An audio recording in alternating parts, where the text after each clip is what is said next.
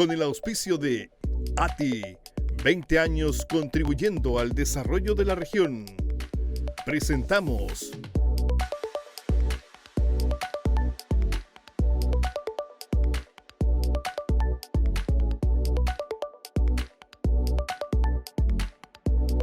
Visión Sustentable, el futuro de la región. Ya, ¿cómo están? Qué gusto saludarlos. Bienvenidos a un nuevo capítulo de Visión Sustentable a través de las pantallas de Antofagasta Televisión. Por supuesto, invitarlos de inmediato a que revisen nuestras redes sociales que están apareciendo justamente aquí abajo y además visiten nuestra página web, programavisionsustentable.cl. Suscríbase a nuestro canal de YouTube para que revise este y todos nuestros capítulos. Son más de 126 capítulos ya, ¿eh? Impresionante.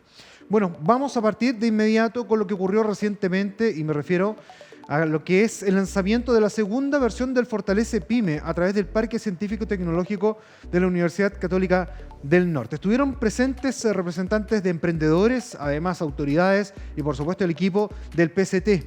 Veamos de qué se trata, cuáles son los alcances que quieren buscar y lograr en esta segunda versión donde están enfocados 100% o en su mayoría a lo que es la digitalización. Veamos a continuación.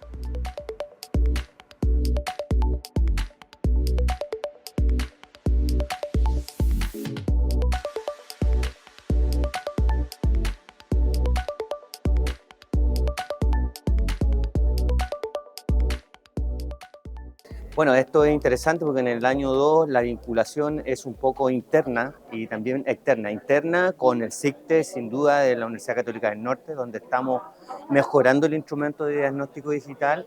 Por otro lado, con el Departamento de Educación Continua, donde el plan de formación para las pymes va a ser súper interesante. Hay un plan y al final de este plan de formación, un diploma UCN que es muy importante para las pymes.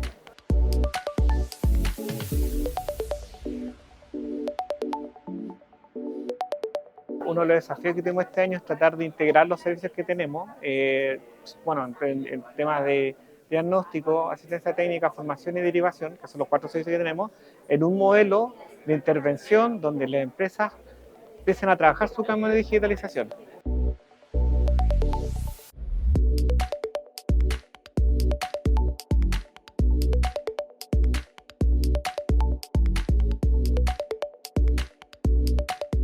Bueno, efectivamente, la red de asistencia digital Fortalece Pyme es una iniciativa de Corfo a nivel nacional, está presente en todas las regiones del país y la región de Antofagasta no es la excepción. Estamos impulsando ya en un segundo año, hoy día estamos precisamente muy contentos porque estamos iniciando el segundo año de este programa que ejecuta la Fundación Parque Científico Tecnológico y que ha tenido un despliegue, un trabajo con cada una de las comunas y con cada una de las empresas que estamos tratando de impulsar precisamente para ayudarlas en su proceso de transición digital.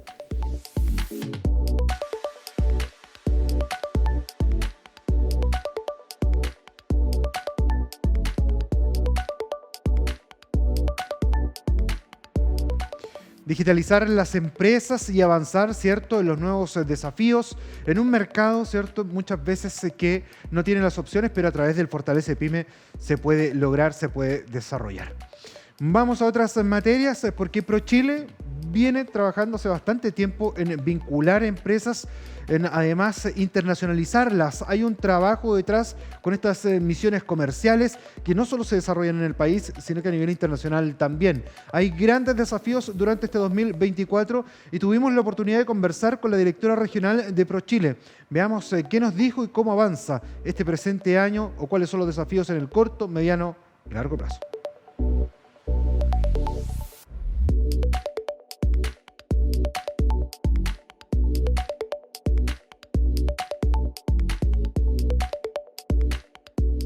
Estamos en Antofagasta, por lo tanto la minería es un foco muy importante y por eso hemos realizado distintas actividades como por ejemplo un coaching exportador de mujeres, que gracias a eso salió una asociación gremial nueva de mujeres, que estamos orgullosos de esas porque estamos seguras que van a poder llegar a distintos mercados con la experiencia que tienen, con la expertise, el nivel de calidad, los estándares de seguridad y de calidad que tienen. Y una de esas misiones ya fue la PDAC en Canadá a principio de mes y estamos seguras que vienen mucho más. Es importante decir que ahora en mayo, a principio de mayo, tenemos una rueda de negocios de soluciones globales, donde distintas industrias como la minera, la forestal, la de energía, van a poder tener ruedas de negocios con distintos importadores del mundo.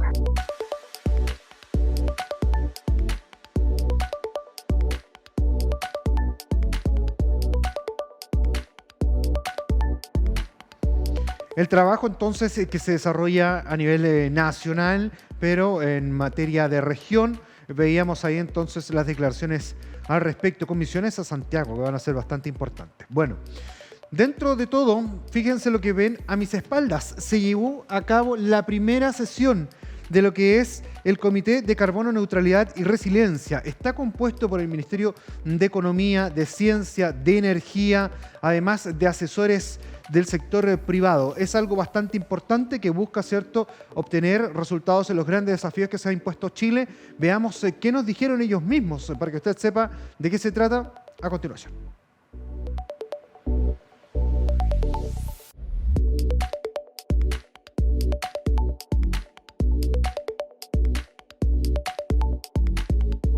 Hemos convocado a un grupo de personas comprometidas con la acción climática para solicitarnos que identifiquen un set de medidas que nos ayuden a acelerar la carbono neutralidad y la resiliencia de la economía del país. Queremos medidas que muevan la aguja y que sean factibles de implementar en el corto y mediano plazo. Bueno, este es un comité súper transversal, además de gente que viene trabajando estos temas hace mucho tiempo. Y parte del desafío que nos propusimos los 4 ministros que estamos detrás de esta iniciativa, la percepción con lo que yo me quedo de esta primera reunión es que existe mucha voluntad de avanzar. Y cuando tenemos diagnósticos que son comunes y tenemos un objetivo que es común, y tenemos una metodología que es la colaboración público-privada en la que estamos todos de acuerdo, yo confío absolutamente en la generosidad y en la honestidad intelectual de todas las personas que están hoy día participando para poder avanzar en esa dirección. Y es por eso que es tan importante conversar con el sector privado, con las organizaciones ambientales, con quienes tendrían que hacer esas inversiones, las empresas, y también con el mundo más académico, porque nos pueden ir guiando y ayudando a ver, bueno, cómo vamos destrabando eso, cómo logramos hacer, generar condiciones favorables para que existan esas inversiones que nos permiten hacer esa transición. Y es por eso que tenemos muchas expectativas de este comité. Nosotros hemos avanzado mucho en descarbonización del sector eléctrico, hemos avanzado menos en electrificación de consumos térmicos, industriales y residenciales, y también queda mucho por avanzar en electrificar la movilidad. Nuestro país hoy día se encuentra en un proceso donde tenemos necesidades sociales muy apremiantes y un marco fiscal estrecho. Entonces es una combinación compleja a la hora de movilizar estas inversiones para hacer frente al cambio climático, y para poder movilizarlas necesitamos al mundo privado. Y por eso también es importante la presencia del mundo privado aquí en el comité.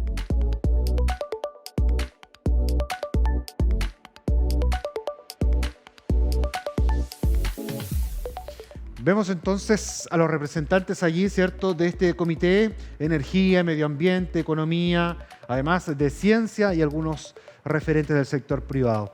Bueno, vamos a ir a otra materia, pero dentro de lo que ha sido marzo se desarrollaron muchísimas actividades referentes a lo que es la participación de la mujer dentro de la industria minera. CCM Leva, hace algunas semanas atrás, dio a conocer un estudio que demuestra, ¿cierto?, la participación, cómo ha ido en crecimiento, cuáles son los grandes desafíos, y argumentando que aproximadamente a la fecha tenemos un 20% de presencia femenina dentro de la industria minera. Algo que se sigue trabajando claramente, pero lo vamos a ver a continuación al respecto de lo que es este estudio y cuáles son esos desafíos mismos que nos dijo la referente de este sector.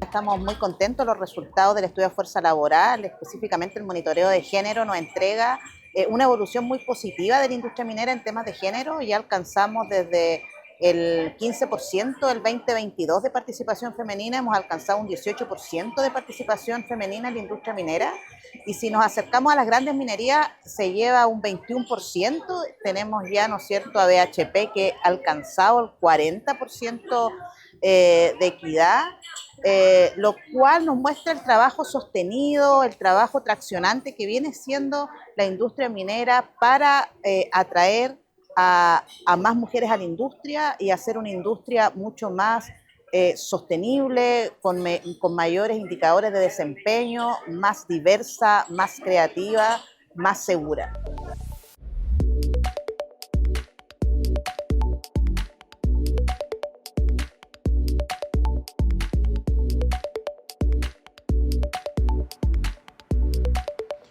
¿20% entonces aproximadamente a nivel nacional la participación de las mujeres? Y en Antofagasta también tenemos algunos referentes como BHP que superan ampliamente, incluso duplican esa presencia y siguen los desafíos. Bueno, dentro de esta misma actividad pudimos conversar con la directora de Corfo, Melissa Gajardo, respecto a lo que es el lanzamiento del Capital Semilla Sustentable. ¿Usted está buscando recursos para desarrollar algún emprendimiento? Bueno, ¿le falta capital? Aquí puede conocer los detalles de cómo vincularse y además en la página web de Corfo. Veamos qué nos dijo Melissa Gajardo al respecto en esta nueva mirada que va en línea también con los desafíos del país y el mundo, que es la mirada verde. Veamos a continuación.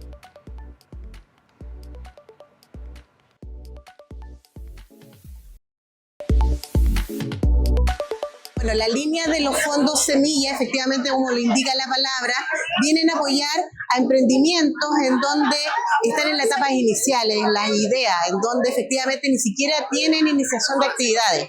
Es una de las miradas o la apertura que tiene la Corfo, que si es bien nuestra línea de emprendimiento se va cruzando con las de Cercotec, pero este es el único instrumento que hace este aspecto diferenciador de poder abrirle a emprendedores con estas ideas de poder necesitar recursos económicos para poder desarrollarla y comenzar a tener el primer paso de validación.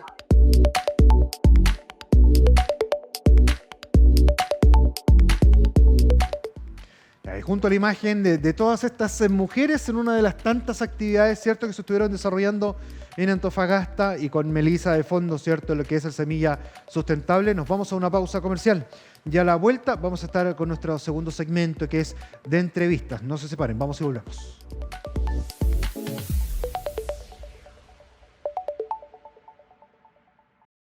Con el auspicio de ATI, estamos presentando Visión Sustentable. Bien, estamos de regreso aquí en Visión Sustentable. Antes de ir a la pausa comercial, yo ya se los había comentado y está con nosotros, está en nuestros estudios, el profesor investigador y académico de la Universidad Católica del Norte. Me refiero a Percy Peña Vicuña. ¿Cómo estás, Percy? Bienvenido a Visión Sustentable. Muchas gracias, Carlos. Muchas gracias por la invitación. Bueno, Percy, tú llevas cerca de 20 o más años desarrollando, ¿cierto?, la academia de nuestra región, en la Universidad Católica del Norte, y desde allí también desarrollando mucha investigación en lo que tiene que ver con inteligencia artificial. De hecho, has ido a distintas organizaciones, has dictado charlas, y al respecto me gustaría preguntarte, de acuerdo a las mismas investigaciones que llevas a cabo, ¿en qué está la inteligencia artificial? Tanto que hemos hablado del ChatGPT, de un sinfín de otras aplicaciones. ¿Cuál es la realidad y el contexto, y por lo menos lo que se maneja en la región de Antofagasta? Bueno, esto es más bien a nivel mundial, Carlos. O sea, la inteligencia artificial hoy en día tiene un desarrollo importantísimo, muy rápido. O sea, desde que esto se empezó a hablar en la gente común, vamos a decir, 2023, que duda cabe, que fue el año de la inteligencia artificial, hasta hoy ha avanzado mucho, pero esto no comenzó obviamente el año pasado, ha comenzado a partir de los años 50, con las primeras investigaciones que se hicieron sobre informática, domótica, comenzó y siguió avanzando en los años 50, en los 60, 70, en los 90, hasta llegar ahora. ¿En qué estamos en la inteligencia artificial hoy? Estamos trabajando, o se trabaja en el mundo, en temas de procesamiento del lenguaje natural, que en el fondo es como los sistemas de los robots, en el fondo, imitan este lenguaje. La capacidad multisoporte que tienen para poder definir y recibir, por ejemplo, fotos, audios y videos y poder adaptarlos. Y están en la capacidad también de transformar estos chatbots, como ChatGPT o Bing, que permiten una interacción muy parecida a la que tú podrías tener con una persona real, pero siendo esto desde el punto de vista artificial. Ahora, que nos falta un poco para poder seguir pensando un poco el desarrollo, más volumen de datos, porque mucha gente, Carlos, piensa en la casa que, oye, nos van a venir a reemplazar, que esto va a venir como un robot grande que nos va a quitar de trabajo. Esto no es tan así, o sea, todavía falta mucho para eso, todavía se habla un poco acerca de lo que se denomina la inteligencia artificial estrecha o delgada, que es inteligencia artificial que se dedica solamente a una función específica, no es todavía capaz la inteligencia artificial de poder resolver múltiples tareas a la vez. Inclusive por ahí alguien dijo que estaba mal puesto el nombre, como usted no debería haberle puesto inteligencia artificial porque de inteligente no tiene tanto, más bien es un proceso de repetición y de descripción, un poco de adelantarse a las posibles respuestas, fíjate. Sí, pero esta automatización tiene una capacidad, por ejemplo, cuando hablamos con estos chats, la verdad es que la recopilación de información al ser humano por lo general le reduce el tiempo de búsqueda de una manera impresionante. Se son capaces de redactar quizás noticias hasta con 2 o 3 líneas de información. Uno tiene que ser más o menos exacto nomás en entregarle la información para que ellos comiencen, ¿cierto?, a buscar la info, ¿no? Sí, mira, la inteligencia artificial o los robots, estos chatbots que estábamos hablando recién, funcionan en base a algo que probablemente ustedes van a recordar o a una palabra que puede resultar familiar. Funciona en base a algoritmos, que son los algoritmos, son instrucciones que se le da a una máquina con un inicio y un término. Se les da un contexto, se les da un propósito y estos algoritmos lo que hacen es cumplir la función y la instrucción que se le está pidiendo. El desarrollo de los algoritmos y también de otro concepto que es el data mining en los últimos años ha permitido poder hacer un acercamiento de lo que es la inteligencia artificial a estas características que nosotros observamos como tan fantásticas, tan sorprendentes. Este hecho de que uno le pueda pedir un ensayo de algo, un escrito de algo al chat GPT, por ejemplo, y que te lo pueda crear en segundos, se debe al desarrollo de estos algoritmos y el éxito que tú puedas tener con respecto a la eficiencia de este producto tiene que ver también con la capacidad que tú tienes como humano de desarrollar y de escribir algoritmos eficientes y adecuados y concretos. Te lo voy a preguntar, yo sé que tú no estás muy claro todavía porque estamos en algo muy incipiente. Estamos en la 4ª, 5ª revolución industrial en este proceso y también qué tanto nos va a permitir optimizar los trabajos. Yo ya te decía, nos ahorra una cantidad de tiempo impresionante. Yo creo que va por ahí también un poco el camino para ser más eficientes en temas de productividad, en general en las empresas y por qué no decirlo en todo orden de cosas. Sí, mira, hay algunos teóricos que respecto a tu pregunta que discuten un poco si es que estamos en esta 4ª revolución industrial o 5ª revolución industrial. Aún no se han puesto muy de acuerdo, pero lo que sí podríamos como realmente decir es que podríamos situarnos en una 4ª revolución industrial donde todo está mediado por lo digital y por la tecnología. A diferencia de las revoluciones industriales anteriores, que tenían que ver más bien con máquinas no automatizadas, la automatización y la digitalización hacen la diferencia con respecto a esta inteligencia artificial que irrumpe en esta última revolución industrial y que va a permitir probablemente en el futuro cercano que aumente la interacción entre los humanos y las máquinas. Probablemente esos son los dos conceptos, la digitalización, la tecnologización, el aprendizaje automático y también el aumento de la interacción entre hombres y máquinas o mujeres y máquinas. ¿Sirve para todo tipo de proceso, no? ¿Se puede incluir en en todo tipo de herramientas de trabajo hoy en día? Sí, en general sirve para todo. Para cualquier quehacer humano podríamos pensar que la inteligencia artificial está presente y puede ayudar a los procesos. ¿En qué eventualmente procesos, tal vez no tan productivos, pero procesos todavía no interviene? En la creatividad, en el juicio ético, probablemente en la definición de tomas de decisiones, por ejemplo, ante situaciones de emergencia, como lo que estamos viviendo ahora. Todavía se necesita el criterio de los seres humanos para poder tomar ese tipo de decisiones. Podríamos decir que a nivel operativo, sí, la inteligencia artificial está presente en todos los ámbitos, pero todavía a nivel filosófico podríamos tal vez plantearlo, a nivel ético y a nivel de la creatividad, sobre todo con respecto al tema de las artes, aún la inteligencia artificial todavía tiene un papel más bien secundario porque son los seres humanos quienes tienen que tomar decisiones frente a eso. Si yo te digo sostenibilidad, por ejemplo, como se llama nuestro programa, visión sustentable, ¿cómo la podemos emplear? Yo creo que a lo mejor generando registros, archivos, buscando información haciendo procesos paralelos que nos permitan también comparar distintas épocas de tiempo, en cómo se ha ido degenerando quizás la corteza terrestre. No sé, te lo pregunto, ¿cómo lo podemos incorporar en la sostenibilidad? Tiene múltiples respuestas tu pregunta, porque la sostenibilidad en ese sentido también podría aportar, por ejemplo, al uso mejor y eficiente de las energías, eventualmente al respeto de la biodiversidad. Hay una serie de situaciones que eventualmente pueden mejorar el trabajo con respecto a la optimización también de los recursos, y eso obviamente impacta en el desarrollo sostenible que pueda tener, de la sostenibilidad que tú acabas de decir. Hablabas de los artistas, pero vemos que constantemente pueden redactar poemas, crear cuadros, incluso las imágenes, las fotografías. Hoy día no sabemos. Por allí yo leí alguna vez o lo escuché, tengo la duda, pero es que se acabó la humanidad. ¿Y por qué se acabó la humanidad? Es porque uno ya no sabe diferenciar lo real, ¿cierto?, del montaje, y que viene muy asociado con la inteligencia artificial. Hemos visto imágenes sorprendentes del Papa, etcétera, un sinfín de cosas que circulan por las redes, pero dentro de ese proceso hoy día, ¿cómo está regulado también? Vimos un tema musical y lo vi también en una de tus charlas que alguien te preguntó. Salió un tema musical de un chileno que con la inteligencia artificial incorporó unos artistas, y hoy día un artista no le pareció bien, ¿cierto?, ese proceso. ¿Cómo hoy día está regulado eso y qué tanto afecta también a los mismos creadores? Es un gran debate, es, como dicen los griegos, un hot potato en este minuto, porque se necesita regulación. Si nosotros no avanzamos en una regulación efectiva respecto a la creación y a los derechos de autor, probablemente vamos a tener un problema bastante grave.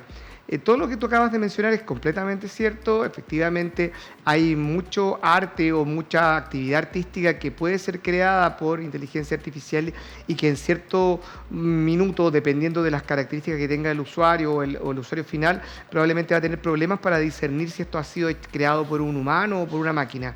Por lo tanto, el tema de los derechos de autor, el tema de la creación de obras, es un tema en debate caliente. Es necesario legislar, porque de lo contrario podemos estar, como decía recién, en un problema respecto al discernimiento. Por ejemplo, hay personas que afortunadamente pueden tener cierta alfabetización digital y mediática un poco más avanzada, y les puede resultar más fácil encontrar y darse cuenta cuando algo es creado por una máquina, pero tal vez la mayoría de las personas no lo tienen tan claro. Por lo tanto, es necesario generar esa legislación que ponga ciertos límites a la creación asistida por inteligencia artificial en este caso. No, yo creo que con el pasar del tiempo, las actualizaciones de este tipo de chat o de procesos, ¿cierto?, se te va a hacer mucho más complejo, más difícil. Ahora, siempre se ha hablado del reemplazo del ser humano. Tú decías que hoy día estamos, por decirlo de alguna manera, y muy chilena, estamos en pañales, ¿cierto?, en una inteligencia artificial, pero que da cuenta, y las mismas imágenes que estamos visualizando muestran, ¿cierto?, una tecnología que tiene un rango de crecimiento importante a futuro, que sí puede lograr ciertos razonamientos, por lo menos lo hemos visto en algunos robots, incluso entiendo, y no me consta, pero que hay algunos robots que han tenido que ser desconectados porque tienen algunos pensamientos medio bélicos en cómo se acaba el mundo, cómo ellos se deshacen de los humanos, etc. ¿Qué podemos mirar, pensar en un Terminator a futuro? Porque las películas nos han mostrado todo este tipo de procesos que prácticamente estamos viendo un déjà vu. Bueno, yo diría, frente a eso hay que tener un poquito de calma. Todavía creo que estamos bastante lejos de un escenario un poco apocalíptico donde las máquinas se hacen cargo de nuestras vidas. ¿Por qué te lo digo? Porque para que se transforme en una inteligencia artificial fuerte, que es la que se denomina dentro de la rama de la informática, tenemos que tener primero un volumen de datos mucho más grande del que podemos procesar hoy día. Tenemos que tener transferencias de datos mucho más grandes, y además algo muy importante que tiene que ver con la inteligencia artificial, pero tiene que ver con nosotros como seres humanos. Tiene que ver con el conocimiento de nuestra cognición, de cómo funciona nuestro conocimiento, nuestro aprendizaje. Entonces todavía estamos muy al debe de conocer profundamente nuestra cognición humana.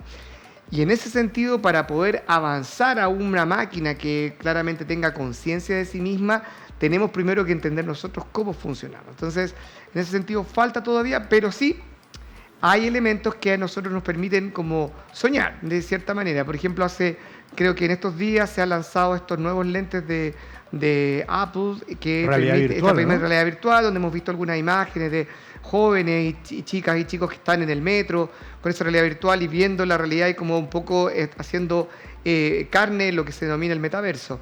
Claramente esas acciones y estas como instrumentos van a seguir avanzando para poder apoyar los procesos de inteligencia artificial y de desarrollo tecnológico, pero insisto, para llegar a una inteligencia artificial que nos controle de cierta manera, todavía falta mucho camino y yo también espero sinceramente que falte todavía mucho porque hay temas que se tienen que regular todavía. Bueno, yo te iba a preguntar justo cuál es el gran desafío de la sociedad, porque tú bien decías, hay que regular, ¿cierto? Sí. Tenemos que ser conscientes de algo que se ha creado y que muchas veces el ser humano no es capaz de controlar las propias creaciones que lleva adelante. Hoy día puede ocurrir que en algún rincón del planeta haya una mala intención, o sea, más que lógico, y lo hemos visto en distintas aristas de la historia. ¿Crees tú que sea ese uno de los grandes desafíos? ¿Puede haber otro? ¿Qué tenemos que hacer como sociedad al respecto? Porque la verdad, hoy día estamos como muy a la deriva en este proceso. Se creó la inteligencia artificial, se fue investigando, desarrollando, nos llega de rebote, nosotros ocupamos la tecnología, ¿cierto?, como la computacional, y ya hoy día estamos obligados a insertarnos en ella. ¿Qué podemos hacer como sociedad? Yo siento que hay varios desafíos, no solamente la legislación, sino también poner atención en elementos que tal vez son mucho más omnipresentes que esperar a Terminator que venga por nuestras casas, sino que tiene que ver con el manejo de nuestros datos. La ciberseguridad es un gran tema, Carlos, que probablemente no muchos y muchas ponen la suficiente atención.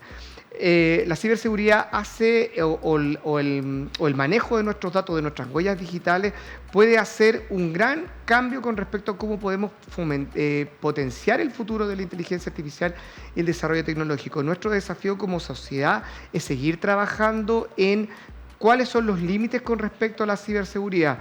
Hoy en día hay muchos y muchas que utilizan las herramientas de redes sociales y otras con bastante libertad y sin pensar muchas veces de que esa huella digital deja cierto rastro, ¿verdad? Para que eso puede ser utilizado de manera no muy positiva. De hecho, en estos días se ha lanzado la actualización de nuestra política nacional de inteligencia artificial. Fíjate que, Carlos, que la política de inteligencia artificial chilena data de 2021, o sea, es algo bastante reciente, pero para los cambios que vemos tiene bastante tiempo. Y hoy en día se está trabajando para que los ciudadanos y ciudadanas de todo el país puedan opinar respecto a cómo queremos que nuestro país se comporte respecto a la inteligencia artificial, a la ciberseguridad, a la reflexión que es necesaria con respecto a los límites éticos que debería tener la tecnología y cómo hacer para que también, que ese es otro desafío, apoyar a las personas que lamentablemente se van a ver desplazadas por esta transformación digital en términos de sus trabajos, cómo podemos apoyar a estas personas para que haya una transición un poco más ecológica, digámoslo de una manera, para poder ingresar a nuevos entornos de trabajo y no quedan tan impactados y que no los bote la ola, por decirlo de alguna manera. Sí, porque yo veo que el diseño, los conductores de televisión, están todos los avatars ya en China, Japón, funcionando con algunos avatars ahí experimentales, y además va avanzando muy rápido. La arquitectura, los diseños, o sea, cómo también hacer, por ejemplo, no sé, un mapa de ciudades completas, lo pueden desarrollar sin ningún problema. ¿Crees tú que, y yo lo pienso de esa manera, pero esta tecnología va a ser el gran aliado para el ser humano en salir a conquistar quizás el universo? O sea, no me queda ninguna duda, porque por nuestras limitaciones físicas, por supuesto, no tenemos la capacidad de tal vez lograr moderar una gran cantidad de datos. O sea, todo lo que tú implique la conquista de, por ejemplo, tú estás diciendo del universo, va a implicar conocimiento que tal vez no somos capaces de mantener. Entonces la inteligencia artificial en ese sentido nos va a ayudar a automatizar procesos, nos va a ayudar a capitalizar experiencias que de manera análoga no hubiese sido posible. Tú piensas que todos los adelantos científicos que han habido en toda la historia de la humanidad asistidos, siempre que hemos sido asistidos por cualquier tipo de tecnología, han facilitado verdaderas revoluciones y han permitido avances. Entonces la inteligencia artificial no debería ser la excepción. Lo importante en este caso, insisto, es tratar de poner límites legislativos y de límites éticos para que no se nos vaya de las manos y tengamos que lamentar luego. Oye, un tema interesante que también apasiona, ¿cierto? Porque uno puede conversar durante toda una tarde al respecto de lo que yo te hablaba hace un rato atrás, los robots y qué sé yo, estos que tuvieron que ser desconectados porque tenían pensamientos maliciosos, que incluso crearon hasta un propio lenguaje allí. Pero dentro de toda esta línea, Percy, ¿cuáles son quizás los plazos que podamos ver cambios o avances al respecto? Si yo tuviera la respuesta a eso, Carlos, probablemente estaríamos en no otro lado. Estaríamos en otro lado. Ya, es difícil, perfecto. no, es difícil. Mira, algunos hablan de unos 20 años, otros hablan de 30, otros hablan de 100 años con respecto al avance de la tecnología. Esto va a depender de la capacidad que tengamos de desarrollar tecnología que nos permita modular y almacenar y administrar volúmenes de datos que ni siquiera nuestra mente puede imaginar en términos de cantidad. Ya hoy en día, por ejemplo, la modulación de los datos o el almacenamiento de datos y el trabajo con los datos que se utilizan para el ChatGPT o para cualquier otra de estas instancias de chatbot son enormes, pero todavía estamos físicamente limitados para poder administrar más. De eso depende. También depende de que sigamos, como te decía hace un rato atrás, conociendo temas de nuestra propia cognición humana, para poder saber hasta qué punto podemos avanzar. Yo les quiero decir algo sin asustarlos. Cuando una inteligencia artificial logre tener conciencia de sí misma, probablemente van a aparecer, no quiere decir instintos, pero van a aparecer elementos que van a evitar que, por ejemplo, un ser humano vaya y desconecte la máquina, porque la máquina, al tener conciencia de sí misma, va a decir, no quiero que me desconecten porque yo quiero seguir viviendo. Que ese es el punto. Claro, pero para eso, como insisto, falta mucho todavía. No me puedo comprometer yo. Después pueden utilizar esta entrevista en el futuro. Mira, el próximo año vamos a tener las máquinas encima. Y la no misma máquina te puede salir a buscar. Te puede salir a buscar por estar anticipando cosas. Exactamente. Oye, bueno, dentro de esto, en el ámbito medicinal, que veíamos varias cosas allí en las imágenes, yo creo que también nos va a permitir avanzar mucho. Yo no sé si reemplazar a los médicos en algún minuto, pero sí con tener tratamientos más óptimos para enfermedades tan complejas como las de acá en Antofagasta, como es el cáncer. Mira, hay mejoras sustanciales y eso no quiere decir que reemplace a los médicos, pero te pongo un ejemplo.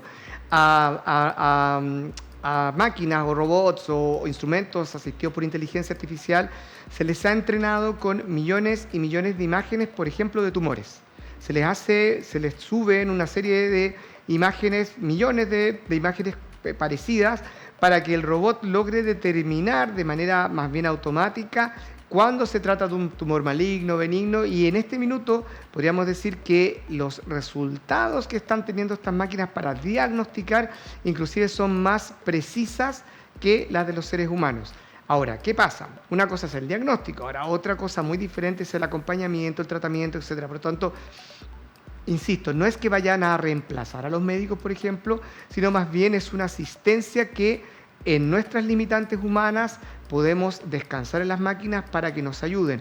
Otro tema, por ejemplo, en la movilidad que existe con respecto a los famosos drones, los drones que pueden ser capaces de sacar un scan desde el cielo y poder ver, por ejemplo, las plantaciones, los temas agrícolas, para ver en qué momento puede ser un buen momento para poner los fertilizantes. O sea, hay una serie de situaciones que escapan a nuestra capacidad humana y que las máquinas nos pueden ayudar. Imagínate cómo nos podríamos beneficiar ahora que estamos viviendo toda esta tragedia de los incendios, claro que sí, con drones que pudiesen ayudar un poco a detectar dónde están los focos y ingresar ahí a ayudar. Lamentablemente también hay usos negativos de la inteligencia artificial o la tecnología.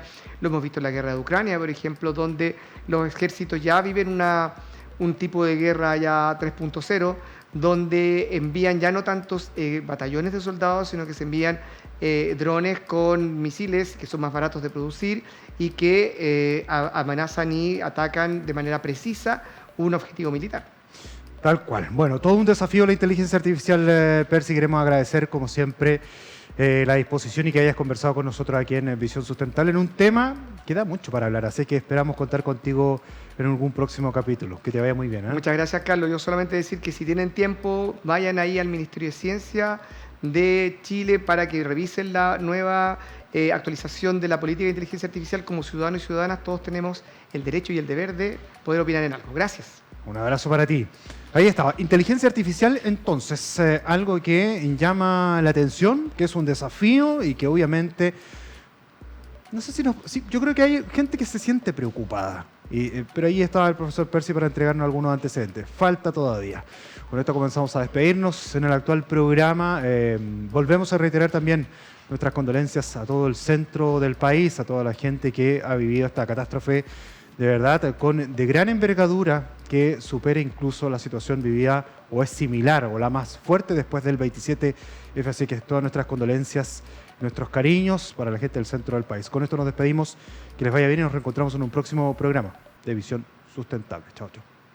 Junto a ATI, contribuyendo al desarrollo de la región, hemos presentado